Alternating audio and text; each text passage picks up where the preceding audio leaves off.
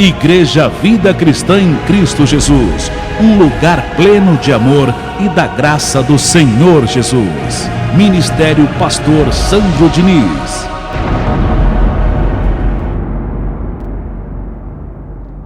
E vamos seguir com o nosso seminário.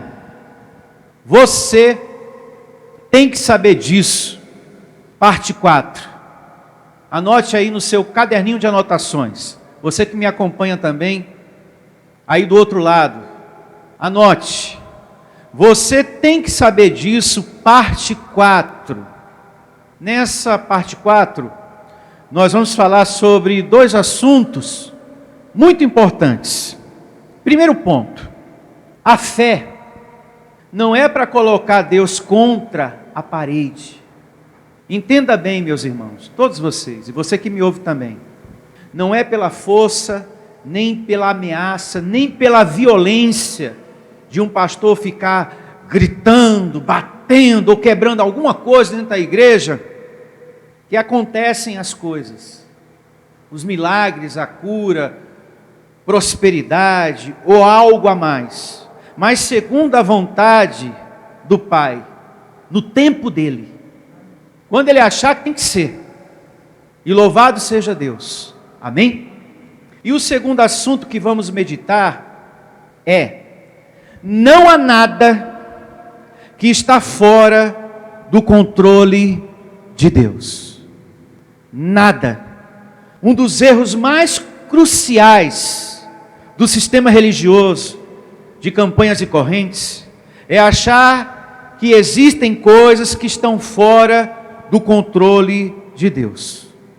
No sistema há essa ideia, esse pensamento, que existem coisas que estão fora do controle de Deus, porque foi uma força oculta que foi lá e fez e pegou Deus de surpresa. Não existe 2 forças sobre a terra e nem no céu. A de Deus é a única. A soberania do nosso Deus, você vai entender nesse segundo ponto, que ela não é parcial, ela é total. Graças a Deus. Eu estarei também falando de Adão e Eva, que Deus sabia que o homem provaria da árvore do conhecimento do bem e do mal. Porque não podemos pensar, repito, não podemos pensar que a soberania de Deus é parcial. Porque como é que fica a palavra que diz, o Salmo 139, e lá na frente a gente vai meditar, que Deus me sonda, me conhece, sabe quando me deito e quando me levanto. E que de longe, Ele conhece os meus pensamentos, as minhas palavras, antes de eu dizer. Como é que fica essa palavra que diz tudo isso? Deus tem total soberania em tudo. Aliás, você vai entender que Deus sabia, e não só sabia, Ele quis que o homem conhecesse o bem e o mal. Abençoados, já estava nos planos de Deus, na soberania desse Deus, já estava na mente dele, o homem tem que conhecer o bem e o mal, e discernir entre os dois, e escolher o bem. O homem tem que saber que existe o semear e o colher. Eu quero tornar o homem conhecedor disso. E eu vou começar através de Adão e Eva essa questão. Eu vou resolver essa questão através deles dois. Que existe o semear e o colher. E digo mais, o que colhemos é fruto do nosso comportamento. Não é Deus que está castigando ninguém. Tem ministérios que falam, e o castigo de Deus recaiu sobre você. Não. Somos nós mesmos que castigamos a nós mesmos, pelas escolhas que fazemos, por aquilo que plantamos. Vamos aqui, agora, ao primeiro ponto. E logo chegaremos a esse assunto, acerca da soberania de Deus. Vamos aqui ao primeiro ponto. A fé não é para colocar Deus contra a parede. Só que antes de chegar no miolo dessa evidência, que não devemos pôr Deus à prova, antes de entrar nesse assunto, que a gente vê em muitos lugares, pessoas cobrando, exigindo, e isso não deve ser feito, eu quero que você entenda que o caminho da fé tem que ser sempre uma fé em Deus. Amém? O caminho da fé tem que ser sempre uma fé em Deus o tempo todo. Você não pode mudar e buscar Deus em coisas mortas. É muito importante que você entenda isso. Que você não deve buscar Deus em coisas mortas, objetos, por exemplo, porque Deus não se agrada da idolatria, e a idolatria não está só na igreja católica, a gente vê a idolatria também nessas igrejas de campanhas, correntes e fogueira santa. Tem uma parte na Bíblia que Paulo diz assim: examinai-vos se realmente estás na fé, porque isso que a gente vê nas igrejas não é fé, meus irmãos, e Paulo diz isso para os coríntios, uma igreja carnal: examinai-vos se realmente estás na fé, ou se já não estáis reprovados, porque fé não é isso que se vê aí não, pessoas buscando Deus em coisas mortas, porque um pedaço de pau não tem nada para te dar, não tem vida para te dar, uma rosa não tem sabedoria para te dar, não tem poder nenhum para iluminar teus caminhos. A Bíblia diz que Deus é a lâmpada, é a luz para os nossos pés, é a solução para os nossos caminhos. Graças a Deus. Então, vamos dar início a esse pensamento. Eu quero que você entenda isso antes de chegarmos no miolo desse ponto, que não devemos colocar Deus contra a parede. Deus aprova. Abra em Gálatas capítulo 2, verso 20, meus irmãos. 2:20.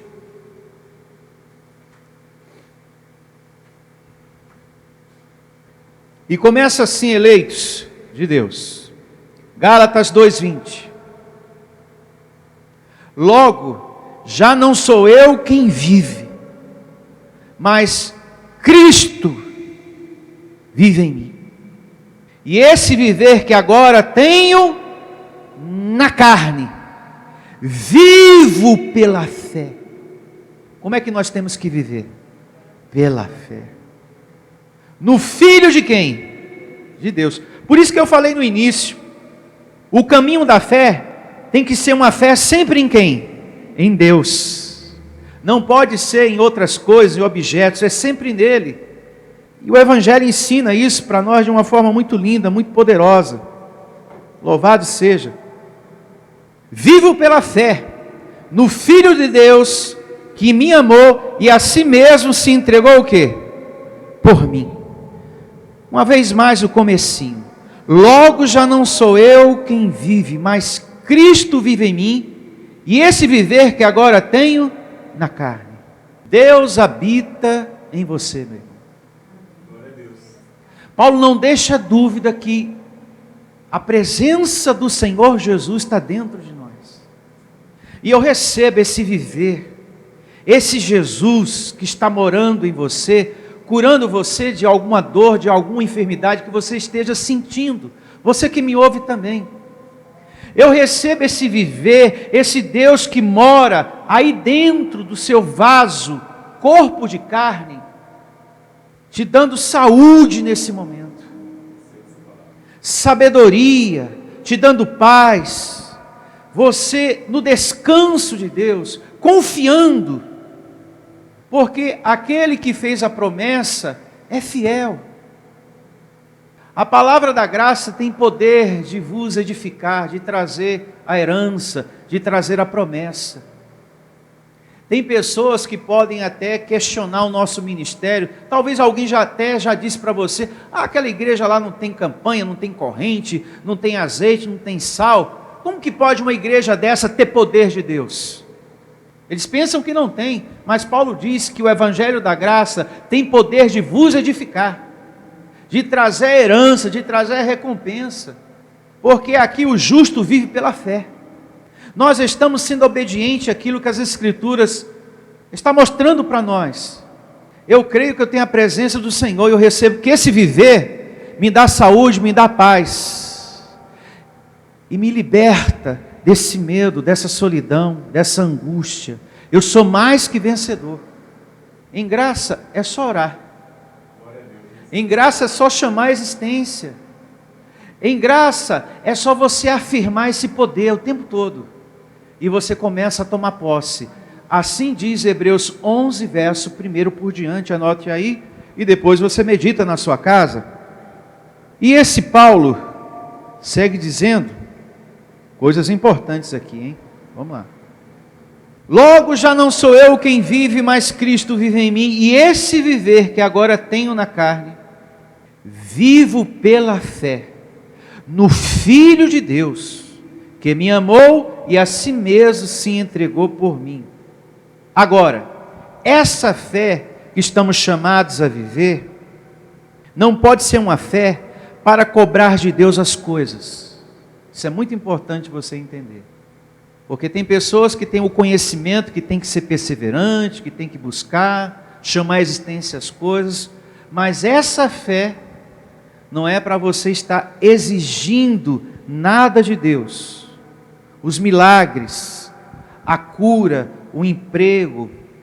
Ó Senhor, eu quero isso, eu quero uma família, eu quero um casamento. Olha Senhor, tem uma perseguição em minha vida. Como pode isso? Existe um problema lá em casa. Como pode isso, Senhor? Eu não aceito. Então nesse momento eu me revolto. Afinal, eu tenho sido tão fiel ao Senhor, tenho sido tão fiel. Todos nós temos um corpo de carne. Pare e pense, será que você tem sido tão fiel assim? Meus irmãos, nós não somos tão fiéis assim não. Nós carecemos da bondade dEle, da misericórdia dEle, da compaixão dEle. Se você for pensar, nós não somos tão fiéis assim não. Ou somos? Nós não somos não. Porque nós estamos em um corpo de carne. Não tem pessoas que exigem. Eu sou tão fiel a Ti. Se você for pensar, nós não somos não. Por causa dessa carne, não. Nós carecemos da compaixão desse Deus. A nossa oração tem que ser diferente. Segundo a Bíblia, devemos pedir numa boa e não devemos exigir nada. Abra no livro dos Salmos, no Salmo 143, verso 1. Vamos meditar nessa evidência. E começa assim o Salmo 143, verso 1. Davi aqui orando. Atende, Senhor, a minha oração. Dá ouvidos às minhas o quê? Súplicas. Responde-me segundo a tua fidelidade, segundo a tua o quê? Justiça. Segundo a Bíblia, devemos pedir as coisas numa boa. O que precisamos a Deus. Ou temos que exigir? Cobrar. É um atrevimento muito grande o servo querer ser maior do que o seu Senhor, do que o seu Criador. Será que Deus, meus irmãos, você que me acompanha também aí do outro lado, será que o nosso Deus é o nosso empregado que tem a obrigação de fazer tudo e na hora que a gente quer? E do jeito que a gente quer? Não. Se formos parar para pensar, a natureza do ser humano não é fácil. Ainda bem que Deus é compaixão. Então, essa é a oração que traz o milagre, a felicidade, a vida melhor. Está aqui um exemplo de como devemos conversar com quem? Com Deus. Olha, Senhor, conforme o teu querer, conforme a tua fidelidade, segundo a tua justiça, percebo que o melhor está por vir, muitas coisas boas.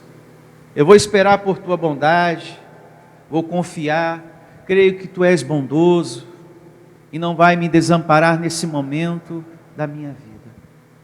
Com todo respeito, não podemos ter o ranço de lá, do sistema religioso, uma fé que exige, uma fé que cobra, uma fé que coloca Deus contra a parede. Paulo diz que isso está errado. Quando ele escreve a sua primeira carta aos Coríntios 10, a partir do verso 9, vamos lá. Primeira carta de Paulo aos Coríntios, 10, 9.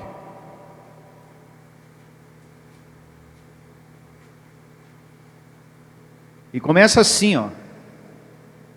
Primeira carta de Paulo aos Coríntios, Evangelho da Graça, 10, 9.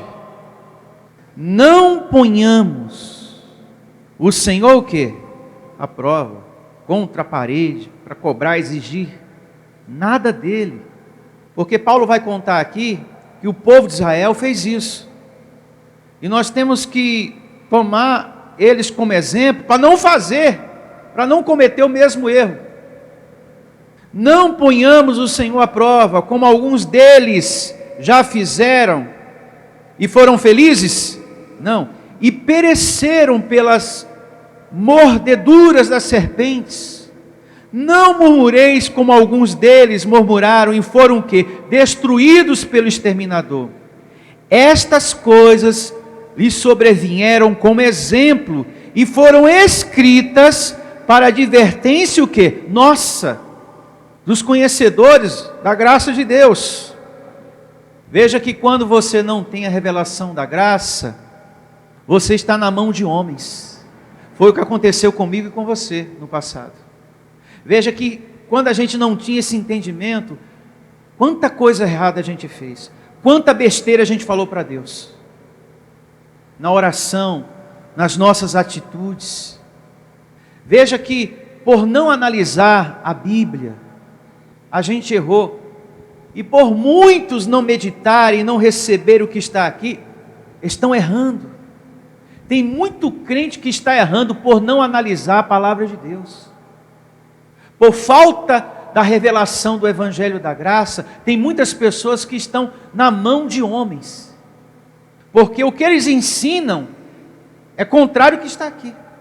Que você tem que cobrar, que Deus é obrigado a dar prosperidade para você, que Deus é obrigado a te curar, que ninguém vai sair daqui sem a resposta. Ele vai ter que responder. Ele vai ter que se levantar do trono dele e atender a sua voz de mãe sofrida que está aqui. E se Deus não fizer isso, eu não prego mais. Eles ameaçam. E é como eu falei no princípio, no início. Não é pela ameaça, não é pela violência que as coisas que você precisa, o milagre vem. É no tempo dele, é na soberania dele. E nós o respeitamos. Abençoados, o maior presente que um pai pode ter, uma mãe, é o respeito dos seus filhos. Imagine Deus. Deus é o nosso Pai. Ele tem que ser respeitado. Ele tem que ser honrado por todos nós sobre a terra. Por todos nós. O maior presente que um pai pode ter é o respeito dos seus filhos. É o amor dos seus filhos. É o carinho, é a consideração dos seus filhos. Imagine Deus, Pai dos Espíritos. Ele espera desses filhos respeito, consideração, amor. Que isso? Deus aprova? Deus contra a parede? Nunca. Segundo ponto, não há nada que está fora do controle de Deus. A soberania do nosso Deus, repito, como falei no princípio, não é parcial, ela é total. Nada escapa da sua permissão ou da sua vontade. Se Deus é o Criador de tudo, então Ele está no controle, Ele tem o domínio sobre todas as coisas, inclusive de revelar a palavra da graça para alguns, e para outros Ele não quer. É por isso que vem pessoas aqui, ouve, e mesmo ouvindo, depois acaba voltando para o ranço que religioso. Quantas pessoas já adentraram por essa porta? Muitas. E que ouviram a palavra: olha, você é um abençoado, você é um filho amado, você é propriedade exclusiva de Deus. A pessoa: que bom, recebo. E depois voltou para o ranço o quê? Religioso. Está lá, na campanha, ou está em casa, está aí fora, sem comunhão com essa verdade, que Deus nos ensina que somos o quê? Propriedade exclusiva dele. Soberania de quem? De Deus. Olha o que diz em Romanos 9,18. Romanos 9,18. E começa assim, Romanos 9,18. Logo tem ele quem? Deus, o soberano, chefe do mundo, como eu sempre falo aqui, porque o meu Deus é o chefe do mundo, não tem outro. E é tão gostoso, eu gosto muito de falar isso. Ele é o chefe do mundo. Logo tem ele misericórdia de quem quer, e também endurece o coração de quem lhe apraz. Feliz somos nós, bem-aventurados somos nós, por não estar com o coração o quê? Endurecido. Feliz é você, viu? Porque você poderia estar com o coração endurecido agora, nesse momento, em uma igreja de Campanhas e Correntes, e sendo chamado de endemoniado, e a tua família também, e dando tudo que você tem, e até o que não tinha, né, como diz o outro, para ser abençoado. Você poderia estar agora com o seu coração cheio de medo, de dúvida, com relação à sua salvação. Você poderia estar agora naquele sistema abençoado, na sabedoria do homem, no engano do homem. Mas Deus não quis que isso acontecesse, nem comigo e nem com você. Muito obrigado, Deus. Diga: muito obrigado, Deus. Muito obrigado. É isso aí. Então Deus pode endurecer o coração de uma pessoa, quando falamos, e pode abrir o coração de uma outra, no tempo que Ele achar o quê? Certo. No tempo que Ele quiser. A graça de Deus foi revelada para você no tempo certo, no tempo que Deus quis. Aqui a gente ora, semeia a palavra, mas só vem para a graça aquele que Deus quer. A gente planta a semente, a gente dá o CD de mensagem, a gente compartilha a pregação pela internet, mas só vem para o Evangelho da Graça, para esse lugar aqui, aquele que Deus quer. Você que está aqui, você veio porque Ele quis. Se Ele não quisesse, tu estaria lá na macumba, na igreja da Campanha da Corrente, do amuleto, do sal grosso, do arruda, da fronha, do feijão do milagre. Tu ia estar lá, hein? Graças a Deus que tu saiu do supermercado e do armazém de construção também, porque tem o tijolo ungido, tem o cimento ungido, tem o martelo da vitória, da justiça, que eles dão lá. Tu saiu também do armazém, não foi só do supermercado não, graças a Deus. É um livramento muito grande para nós. Dentro desse assunto, soberania de Deus, eu recebo você em sintonia com ela. Você está conhecendo que Deus é soberano, Ele revela a graça para quem Ele quer, porém, no seu dia a dia, nas suas coisas, naquilo que você quer que se resolva, se acerte, naquilo que você está esperando uma resposta e você está precisando de uma resposta, eu recebo tu, e você que me ouve também do outro lado, em sintonia com a soberania de Deus. Se uma pessoa está aborrecida na igreja, chateada, por alguma coisa que ainda não veio, o emprego, a cura, a resposta, ou na família, essa pessoa não está em sintonia com quem? Com Deus. Está faltando sintonia com Deus, meu irmão. O abençoado de Deus, ele tem que saber esperar. Você tem que estar nessa sintonia com Deus. Você tem que aprender a ter paciência com a soberania de Deus. O que você quer vai vir. De repente não vai vir agora, mas vai vir daqui a pouco. Então nós temos que estar em sintonia com a soberania de Deus, para não acontecer de você adentrar aqui aborrecido, trabalhar aborrecido, chateado. Não vou nem orar. Não. Nós temos que prosseguir em sintonia com Deus. Amém? Não, eu vou esperar, vou continuar buscando a palavra, vou continuar determinando. E eu recebo a fidelidade, a justiça do meu Deus acontecendo. E no tempo certo vai acontecer. Ele é fiel.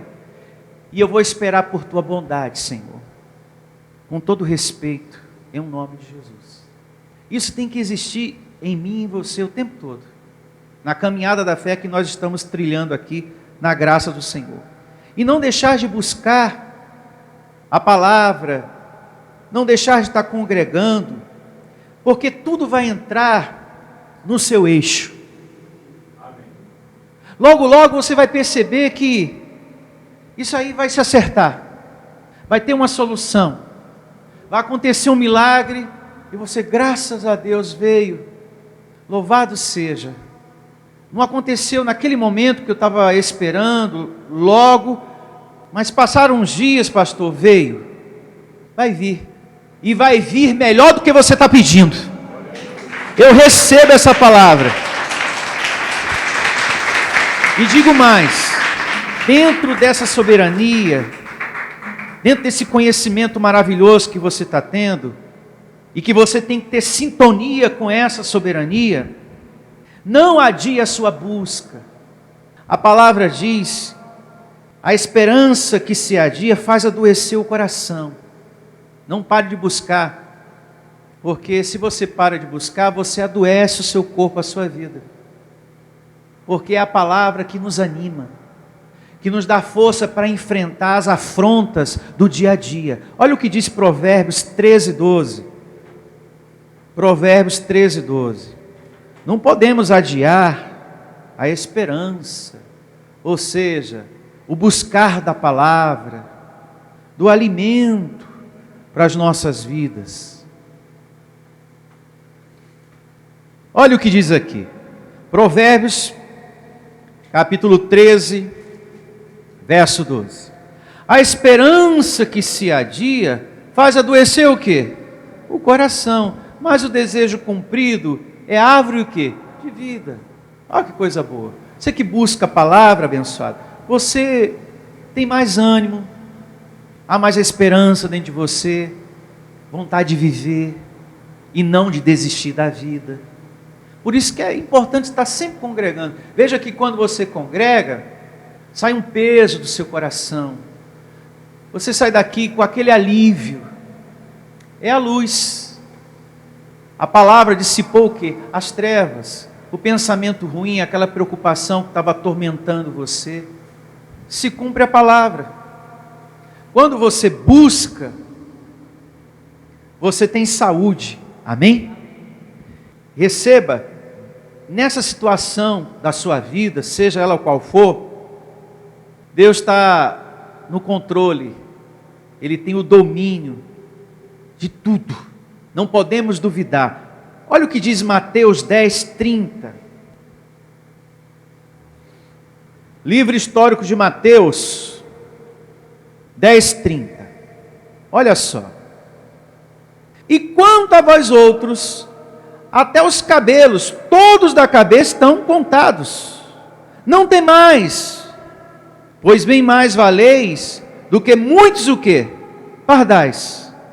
Até aqui. Quando os cabelos são mencionados na Bíblia, é para dizer que Deus tem sempre as situações sob controle dele.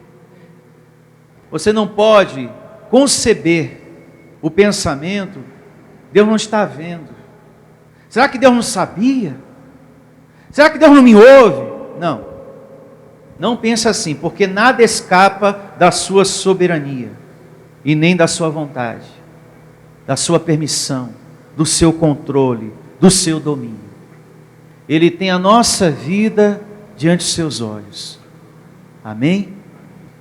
E dentro desse assunto desse segundo ponto, estamos falando da soberania de Deus, eu quero pensar com todos vocês, convido você nesse momento a meditar naquela história de Adão e Eva no jardim do Éden, porque lá também está a soberania de Deus. Se você parar para pensar e analisar as Escrituras, quem colocou Adão e Eva no jardim? Deus. E quem colocou também a árvore do conhecimento do bem e do mal? Deus também. E a serpente lá? Deus. Então quer dizer, pastor, que Deus sabia que Adão e Eva provariam da árvore do conhecimento do bem e do mal? Pecariam? Sim. Deus sabia já que eles iam pecar.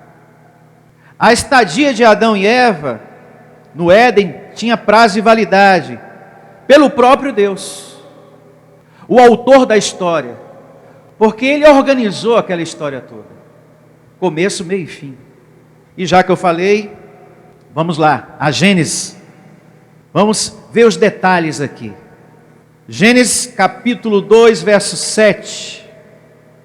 E você vai perceber aqui Deus, o autor, o soberano que organizou toda essa história aqui, sobre Adão e Eva. Pastor, mas a serpente não foi o diabo? Pensa bem, porque lá fala que a cobrinha foi o diabo. Que o diabo, usou a boca da cobrinha, e ela começou a influenciar lá, e levou os dois lá ao pecado. A letra mata, mas o Espírito o quê? Vivifica, da vida, da sabedoria. Quem é que está acima da cobrinha, acima de Adão e de Eva? Deus, o soberano. E começa assim, ó. Gênesis capítulo 2, verso 7. Gênesis 2, 7. Vamos aqui observar com olhos iluminados quem organizou, orquestrou tudo. Quem foi o autor dessa história toda? Começo, meio e fim. Porque não podemos dividir a glória de Deus com outro ser. Se a Bíblia está dizendo que tudo aqui foi Deus, então não posso dividir a glória do meu Senhor com outro ser chamado diabo. E começa assim, 2,7, Gênesis. Então formou o Senhor Deus ao homem, do pó o quê? Da terra. Quem formou o homem? Deus. Vai vendo, pois esses detalhes são importantes. Do pó da terra. E lhe soprou nas narinas o fôlego da vida. E o homem passou a ser alma vivente.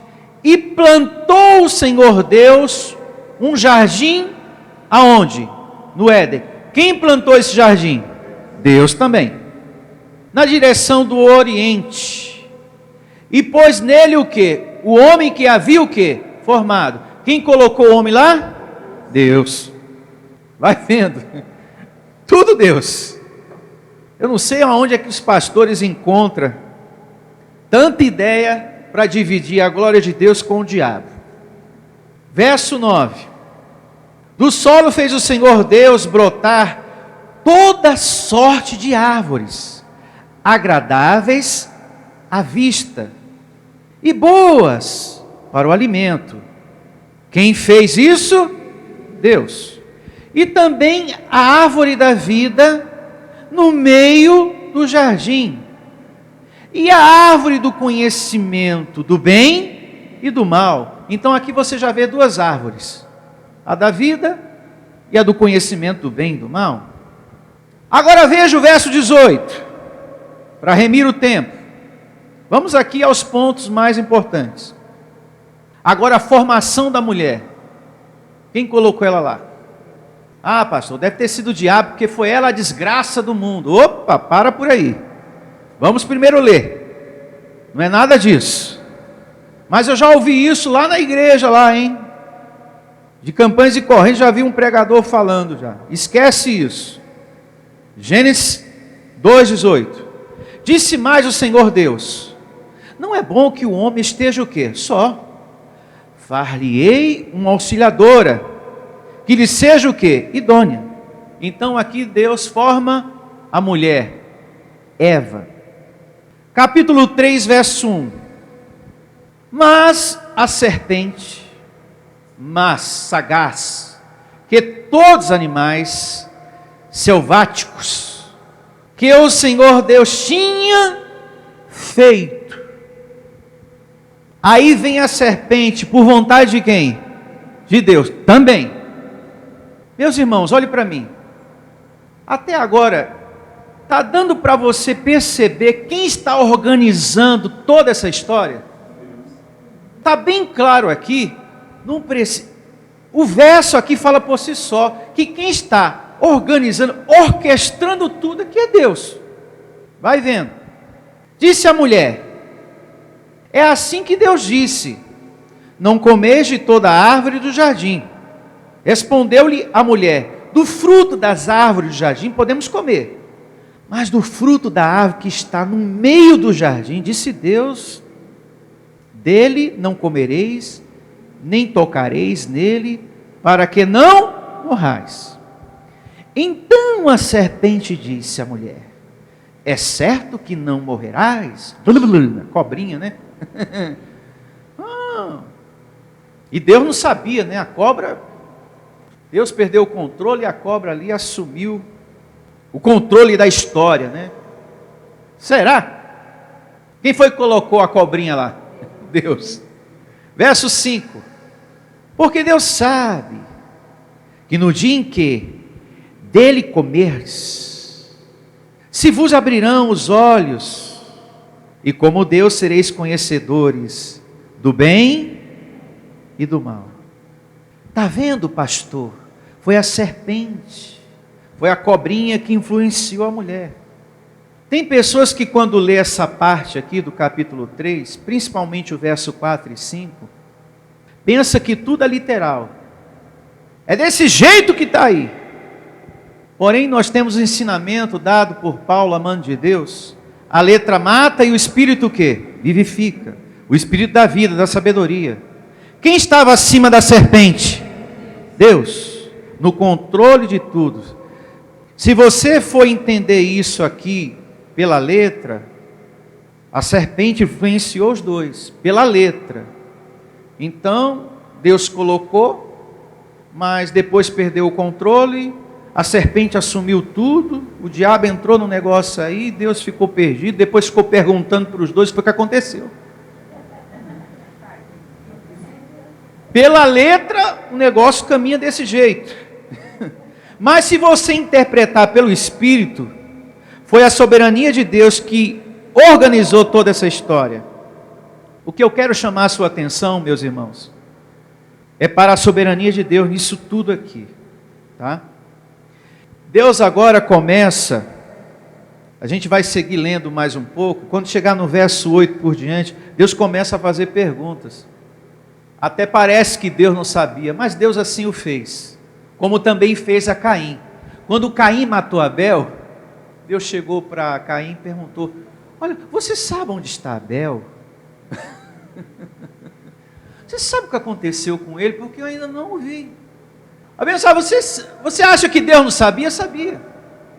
Mas assim Deus o perguntou e permitiu esse diálogo para mostrar para nós a capacidade que tem a natureza humana no seu lado maligno, que é de trair, enganar, matar e mentir. Isso serve para mostrar para nós a capacidade que tem o ser humano.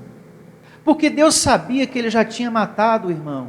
E mesmo assim Deus pergunta, olha, você sabe onde está Caim, o que aconteceu com ele? Por acaso eu sou cão de guarda dele? Não sei não. Não sei, Deus. Deus sabia. Mas isso serve para mostrar a capacidade que tem a carne. O quanto ela é o quê? Maligna. Que ela tem a capacidade de mentir até para quem? Para Deus. Quanto mais para um outro ser humano. Veja a capacidade que tem o corpo nosso. É por isso que Paulo diz em Romanos capítulo 8, isso aqui é inimigo de Deus, meu filho, você não sabe o que essa cobrinha pode fazer. Ela dá nó em pingo d'água. Gênesis capítulo 3, vamos seguir lendo aqui, ó. Verso 6. Vendo a mulher que a árvore era boa para se comer, agradável aos olhos, e árvore desejável para dar entendimento, tomou-lhe o quê? O fruto. Tem gente que fica numa guerra, foi a maçã. Acaba com essa guerra, foi a jaca mesmo. Ou foi um abacate. E comeu e deu também ao marido. E ele comeu. E abriram-se então os olhos de ambos. E percebendo que estavam nus, coseram folhas de figueira e fizeram o quê? Cintas para si. Aí aqui começa Deus a perguntar. Aí o pastor religioso acha, está vendo? Deus foi enganado. Deus foi pego de surpresa. Deus pergunta, abençoado, para registrar para nós, para mostrar para nós a capacidade que tem a carne do ser humano, de mentir, de enganar, de se esconder, e de etc, etc. Olha só. Quando ouviram a voz do Senhor Deus, que andava no jardim, pela viração do dia, esconderam-se da presença do Senhor Deus, como se pudesse, né? Eita, oh meu Deus, chega a ser engraçado isso aqui, que a gente vai ler até o 13, mas eu vou ler. O homem e sua mulher, por entre as árvores do jardim, fica aqui que ele não vai ver, eu tenho certeza. Se agacha, mulher. Não, esconde o cabelo. Senão ele vai conhecer pelo cabelo. Oh meu Deus do céu. Verso 9. E chamou o Senhor Deus ao homem e lhe perguntou: onde estás? Adão, Eva. Oh meu Deus, onde que eles estão? Ele respondeu: ouvi a tua voz no jardim, e porque estava nu, tive medo e me escondi. Deus, você me desculpa aí, tá? Aí eu resolvi aparecer porque você estava me procurando, você não sabia onde eu estava. E perguntou-lhe Deus: quem te fez saber que estás nu? Comeste da árvore de que te ordenei que não comesses? Ai meu Deus, vocês fizeram o que não era para fazer? Então disse o homem: a mulher que me deste por esposa, ela me deu da árvore e eu comi. Olha Deus, o senhor desculpa dessa notícia ruim, que o Datena não te informou. O senhor está sabendo em primeira mão, é por mim. Misericórdia. Disse o Senhor Deus à mulher: que é isto que fizeste? Respondeu a mulher: a serpente me enganou e eu comi.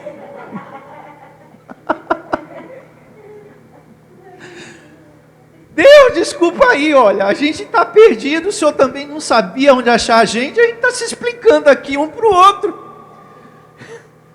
O senhor acredita que aquela cobrinha estragou tudo aqui? E o senhor não sabia, Deus, olha, o senhor me perdoa. Oh, abençoado. Vocês acham, abençoado, que Deus foi pego de surpresa? Lembra que a gente leu antes, que quem organizou tudo foi quem? Ele. Quando a gente assiste um filme, por trás de tudo aquilo, existe um autor daquela situação. Ele criou todo o movimento, os personagens, quem vai ser o mocinho, o bandido, quem vai começar como mocinho e depois vai virar bandido. E você também vai descobrir quem foi que matou o fulano, porque você jamais pensaria que foi o fulano tal ou o Beltrano tal no filme.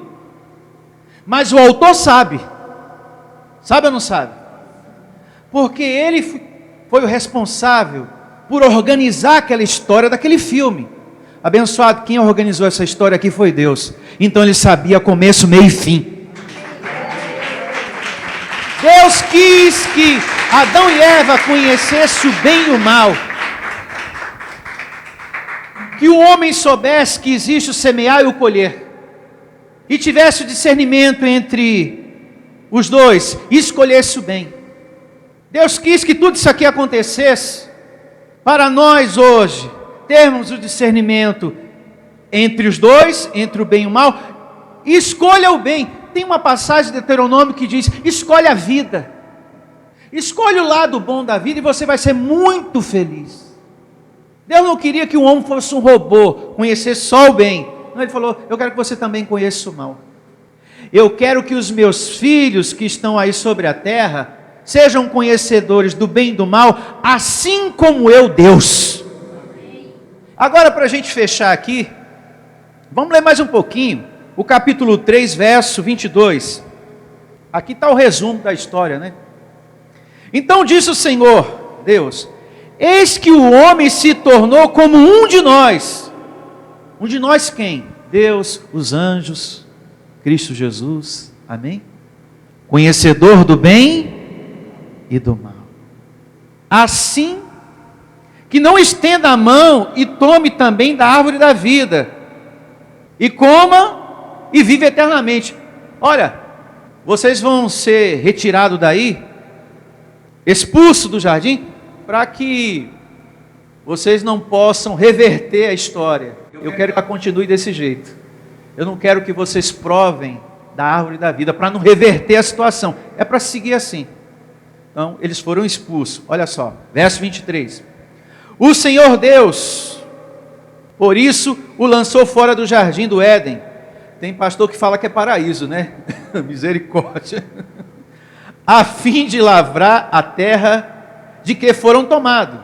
E expulsou o homem, colocou querubins ao oriente do jardim do Éden, e o refurgir de uma espada que se revolvia para guardar o caminho da árvore da vida. Bom, eu não quero que vocês revertam a situação.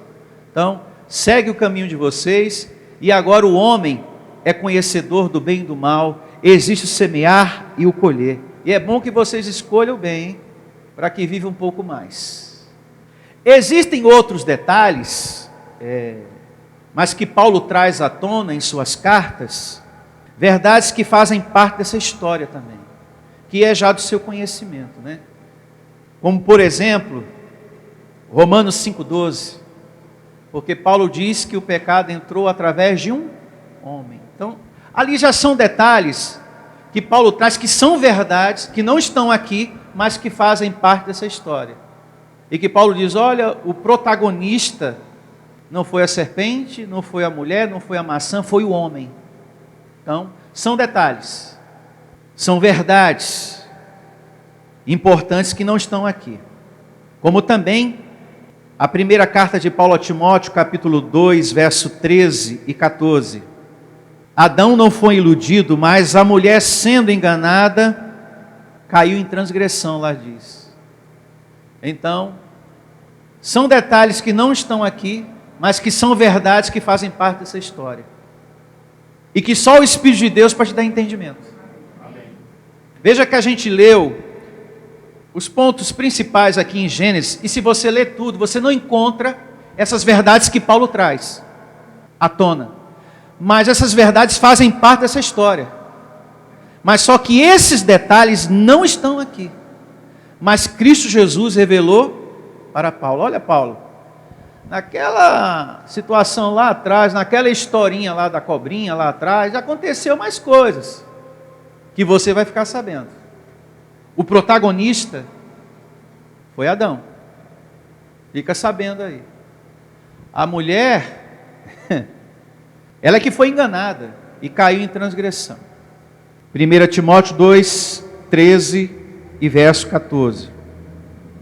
Mas mesmo com todas essas verdades, o que eu quero que você entenda nessa manhã, o foco, o objeto principal, é que Deus foi soberano do começo ao fim.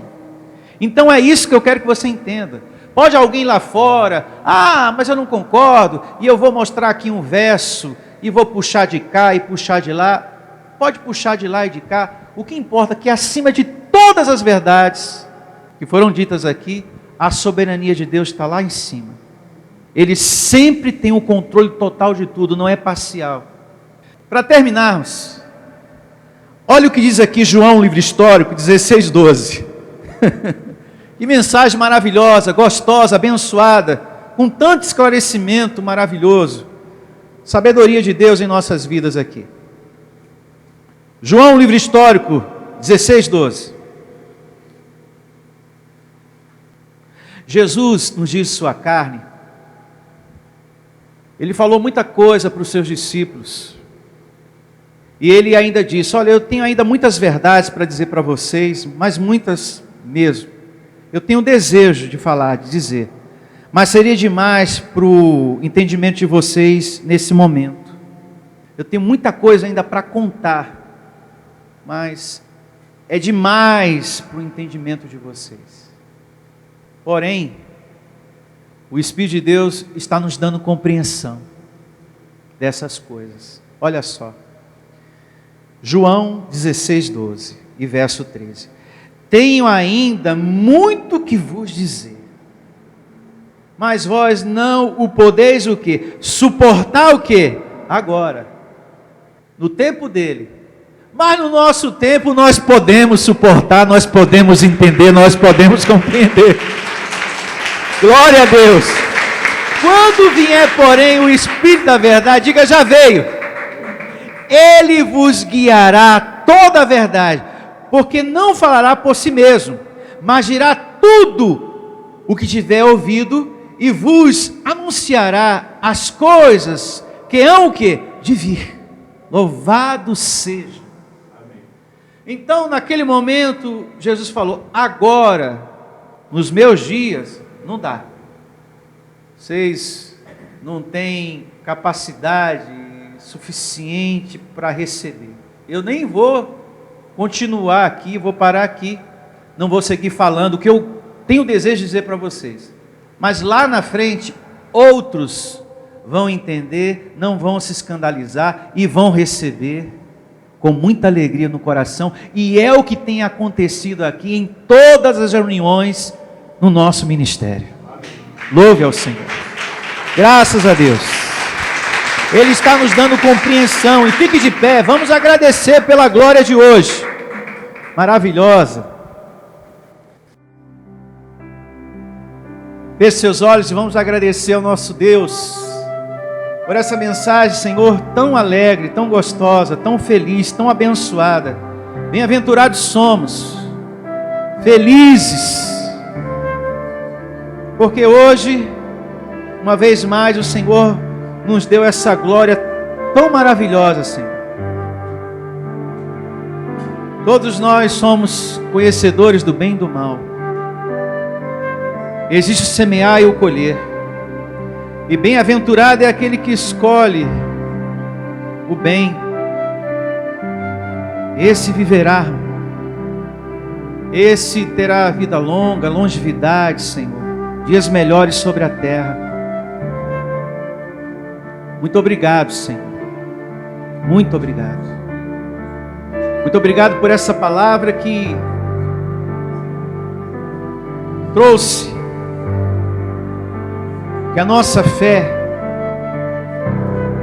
o caminho da fé tem que estar o tempo todo no Senhor e nunca em coisas, em objetos. E que essa fé não é para exigir, não é para cobrar, não é para colocar o Senhor contra a parede. E que devemos estar em sintonia com a tua soberania, nas coisas que estamos aguardando uma resposta, e não deixar a nossa carne prevalecer, murmurando, reclamando, de forma alguma, mas que devemos reinar, e ter sempre a convicção, sempre o ensino, a lembrança na mente, o meu Deus é soberano, Ele está no controle, Ele tem o domínio disso tudo aqui. E Ele não desampara o seu justo. Eu vou esperar, eu vou confiar, porque Ele é bom. E a sua justiça permanece para sempre, a sua misericórdia. Obrigado, Senhor. A palavra de hoje nos deu tudo isso. E renovou uma vez mais a nossa fé. Para que nenhum de nós venha desanimar. Portanto, eu recebo essa pessoa superando o que ela está enfrentando no corpo, essa dor, essa enfermidade, essa doença. Você vai superar isso, abençoado. Você vai vencer em nome do Senhor Jesus. Não desanime, não desista.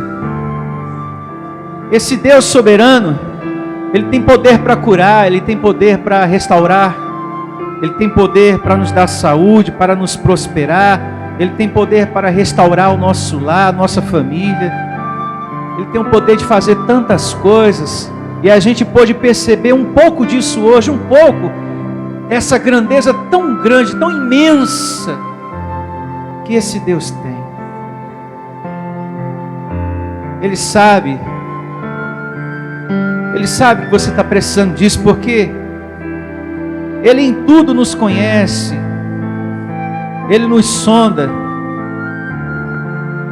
Ele vê o nosso deitar, o nosso despertar, o nosso andar. De longe, Ele já conhece os nossos pensamentos, até mesmo as palavras, antes de você dizer para Ele. Mas mesmo assim, Ele quer nos ouvir, falar com Ele, o filho conversar com o Pai. Ele quer ouvir a nossa oração. E aqui estamos, Senhor, no exercício da fé, da comunhão, da perseverança, com todo amor, com todo respeito, crendo na Tua providência, na Tua misericórdia, na Tua compaixão em nossas vidas.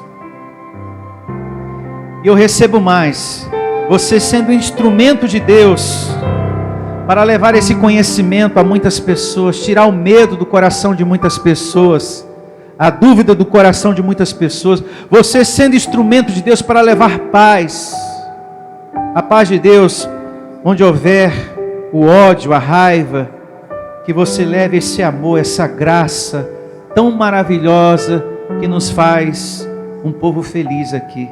E eu recebo, Senhor, esse conhecimento de hoje chegando a muitas pessoas, alcançando a muitos filhos amados e predestinados. E eu recebo que a nossa semana vai ser boa, o nosso domingo vai ser um domingo de paz, uma semana maravilhosa. Eu recebo o serviço angelical em nossas vidas, Senhor.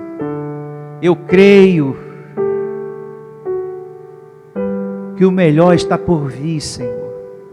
Muita coisa boa para todos nós, porque o Senhor não desampara o justo, o filho, porque Tu és o meu pastor, Senhor. Tu és o meu Pai, o meu Senhor, o meu papai, o Deus que eu amo, que eu respeito. E é isso que um pai quer ter, o respeito dos seus filhos. E é uma alegria muito grande, é um gozo, uma alegria muito grande para um pai, para uma mãe, ter o respeito dos seus filhos. Há uma felicidade nesse pai, nessa mãe, de fazer tudo por esse filho. Imagine Deus, com o nosso respeito, com o nosso amor, com nossa obediência, diante dele, amado de Deus. Ele também sabe recompensar, Ele também sabe ser generoso. Em nome de Jesus, que todos digam amém e graças a Deus. Louve ao Senhor com suas palmas, bem forte. Graças a Deus. Bom dia a todos, até a próxima reunião. Se você deseja servir a Deus por amor e pela fé, se você deseja meditar na Palavra de Deus e acredita na superioridade da nova aliança, se você está cansado das obras da lei, então você é da Igreja Vida Cristã em Cristo Jesus e não sabe. Não perca mais tempo. Procure a Igreja Vida Cristã em Cristo Jesus, que está situada em Osasco, na região central, na Avenida dos Autonomistas 2247, ao lado da Ponte Metálica de Osasco. E venha ouvir as palestras iluminadas com o pastor Sandro Diniz, às quartas-feiras, às 19 horas e aos domingos, às 9 da manhã. Igreja Vida Cristã em Cristo Jesus, a igreja que estimula a sua fé sem desprezar a sua inteligência.